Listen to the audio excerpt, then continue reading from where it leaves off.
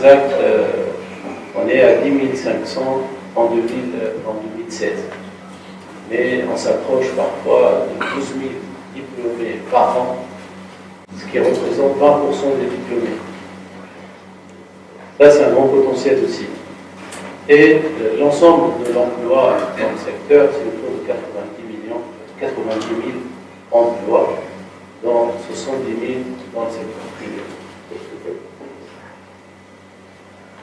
Bon, la contribution du secteur emploi n'est pas très grande, mais c'est de l'emploi de compétences. Donc c'est de l'emploi facultatif qui a une grande valeur facultative.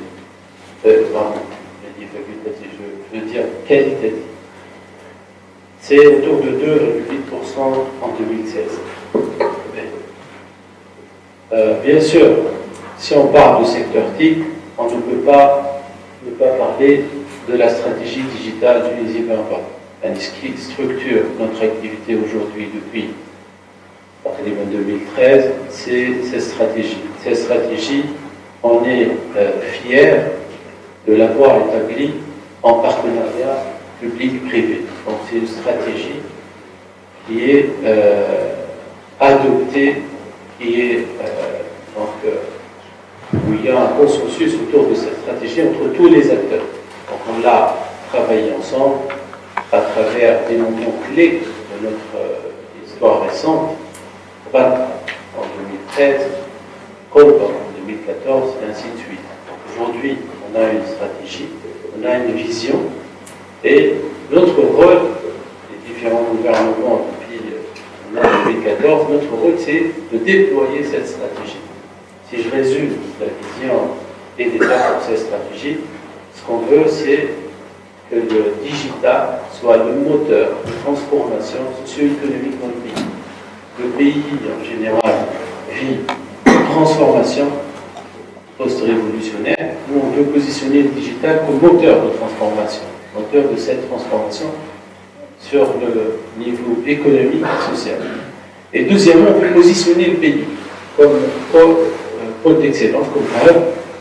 On peut parler de talent hub parce que tous les pays veulent être un hub, mais ce qui nous distingue, nous, c'est les talents. Donc, on peut parler de talent hub à l'échelle régionale.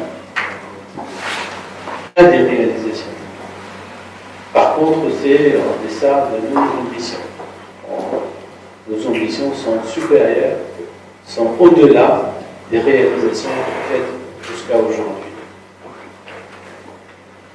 Et plus on avance dans le déploiement de cette stratégie, plus on touche les problématiques clés du pays, au-delà du secteur. Aujourd'hui, le pays vit une transformation, une mutation. Et nous, à travers notre prisme de lecture ou à travers notre axe de travail qui est le développement de cette stratégie, on touche aux problématiques, notamment la problématique de la résistance, notamment aussi la problématique du choix stratégique. Quels sont les choix stratégiques quand il y a tout à faire? Notamment la question de la priorisation. Quand on est un pays où tout le monde demande à être prioritaire, comment on fait les choix? Comment on établit les choix?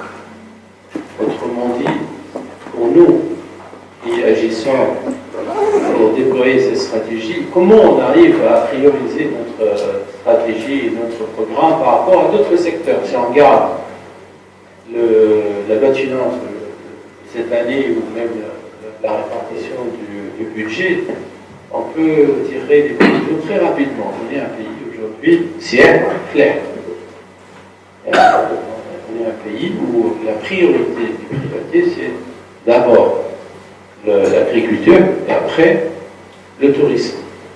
Donc le digital, on ne le regarde pas encore comme un secteur de développement ou un secteur où il y a un potentiel de participation à la croissance économique.